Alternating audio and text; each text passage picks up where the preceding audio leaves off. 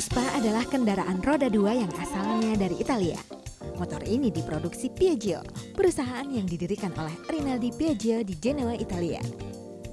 Kendaraan ini kemudian mendunia. Dan di Indonesia, Vespa mulai dikenal di tahun 1960-an.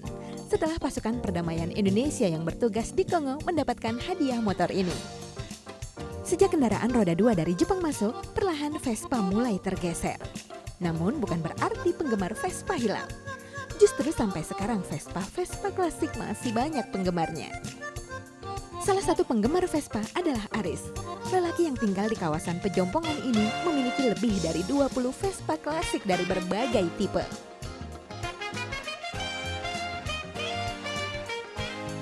Vespa yang saya beli adalah Vespa yang Vespa Excel, tahunnya pun tahun muda. Saya beli sekitar keluaran tahun produksi terakhir.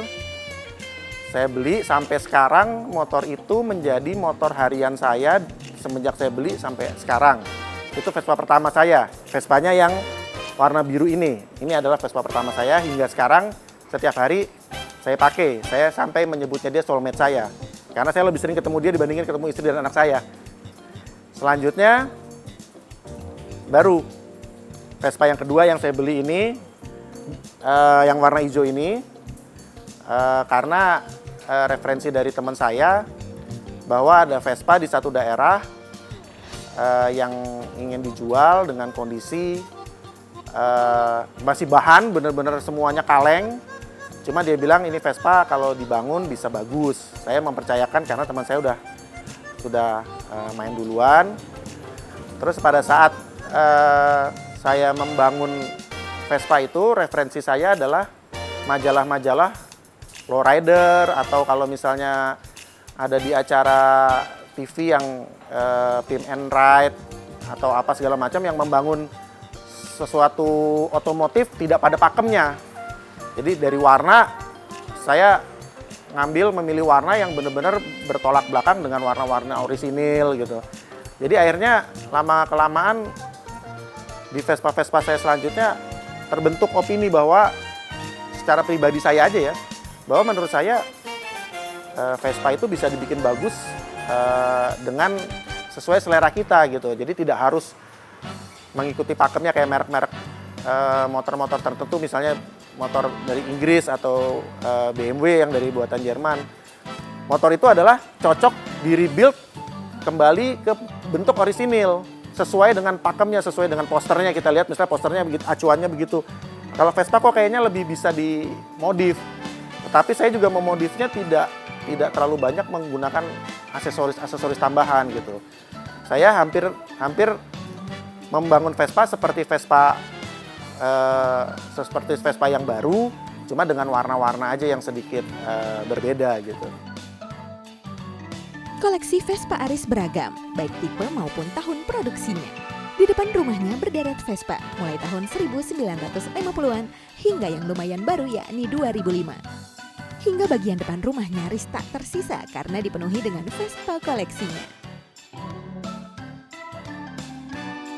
Kalau jenisnya, Vespa itu biasanya yang saya punya ada tahun muda dan tahun baru. Kecuali Vespa Matic yang baru ini, saya tidak punya sama sekali. Vespa baru dalam arti orang mengistilahkan Vespa PX. Itu medio dari tahun 80 sampai tahun 2008. Dan saya punya ada yang tahun 86, tahun 88, tahun 94, tahun 2005 terakhir yang paling muda itu Vespa saya yang pertama itu. Lebih tua dari Vespa PX ada Vespa kelasnya Vespa Medio.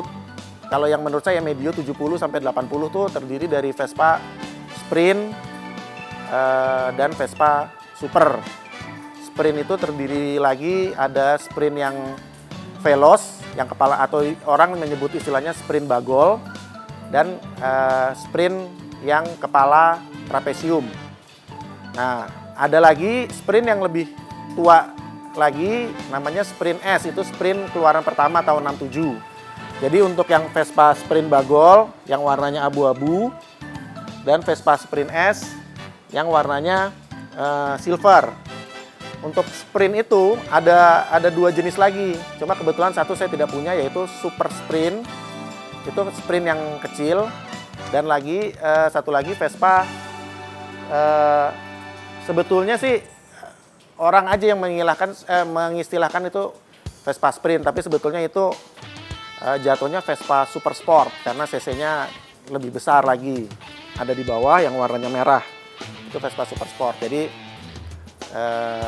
yang sepengetahuan saya, Sprint itu kebagi 4. Medio yang lebih tua lagi di antara tahun 60 sampai tahun 70. Itu ada, kalau orang Jawa bilangnya Vespa endok atau Vespa kentus.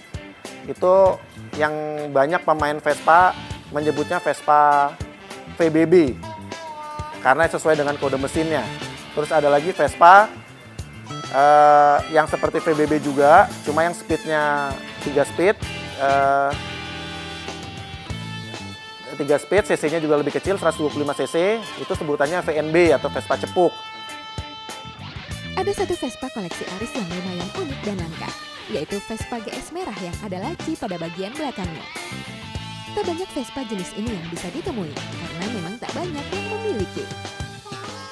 Lagi yang produksi spesial dari Vespa itu ada lagi Vespa GS yang tahun 60-an. Vespa GS seperti yang merah ini. Yang terbagi 2, ada GS VS, ada GS MK. Ya, ciri-ciri GS MK yang pertama, cuma satu-satunya Vespa yang memiliki laci di belakangnya. Terus setelah tahun 60-an, kita tarik lagi ke tahun yang lebih awal, yang lebih tua. Itu dari tahun 50 sampai 60. Ya itu sebutannya ya Vespa, orang kalau pemain Vespa nyebutnya Vespa gocapan aja gitu. Itu ada yang Vespa VL, ada Vespa GS. Aris mendapatkan Vespa tersebut dari berburu dan informasi dari teman-temannya. Kadangkala ia mendapatkannya secara kebetulan. Tapi yang jelas, untuk memperoleh Vespa yang diinginkan, dibutuhkan keuletan dan kesabaran.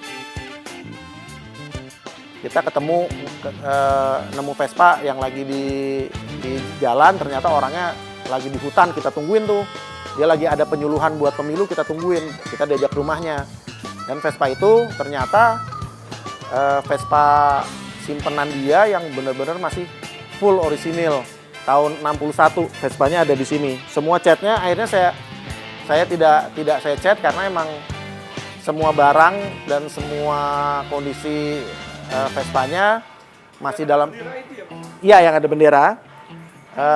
Itu kalau bisa dibilang Vespa itu dari segi bodinya masih sempurna karena tidak ada keropos sama sekali.